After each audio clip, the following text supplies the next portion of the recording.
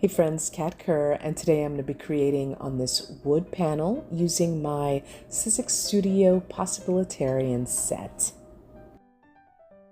Now I'm first going to prepare the surface by adding some book paper. I'm adhering it using some Amsterdam matte medium, and once that is dry I go in with clear gesso.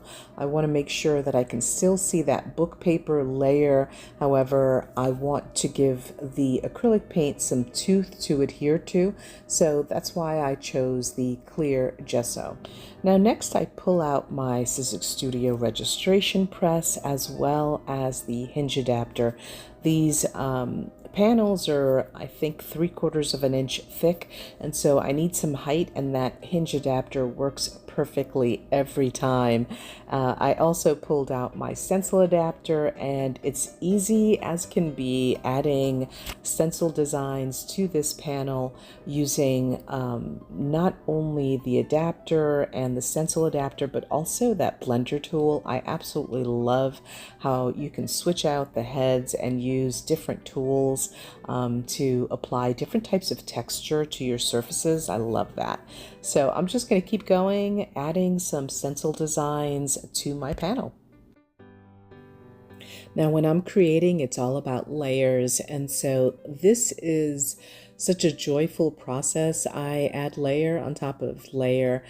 It is important to make sure that you are letting each layer dry, otherwise your paint may get muddy, but if you let each layer dry, your colors are not going to blend together, and you can create beautiful sharp layers, and there's just so much interest by doing that. So I love it. And here I'm adding one of my stamps from the set, and instead of using an ink pad, I'm actually using some Amsterdam acrylic ink and using again that blender tool to apply the ink onto the stamp.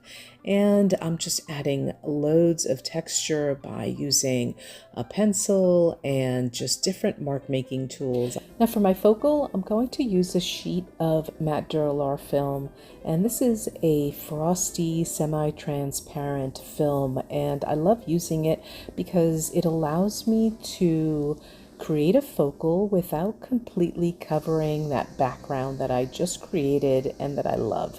So I just stamped my primary image onto that matte Duralar film, and now before I cut it out, I'm actually going to apply the adhesive, and I'm using a double tack dry adhesive mounting film.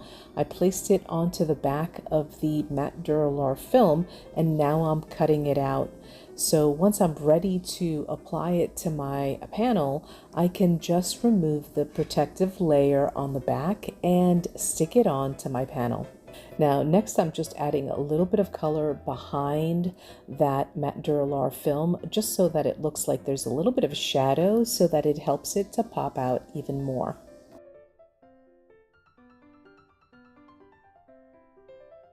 I finish by just stamping a little bit of the text stamp in black to help all of the elements come together.